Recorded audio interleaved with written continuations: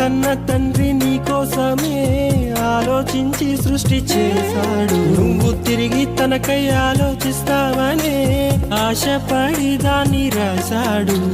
దేవుడంటే లెక్కలేక దైవాలోచనలనేవి లేక తండ్రి ఆశ తెలుసుకోక లోకాశల్లోనే మునిగిపోతే తండ్రి మనసు నొచ్చుకోదా, తండ్రి గుండె పగిలిపోదా, నిన్ను చూడగా గుండె బరువు ఓపలేక ప్రకృతికి చెప్పుకుంటే నీకు పట్టదా. లోకమే నిజమని మోసపో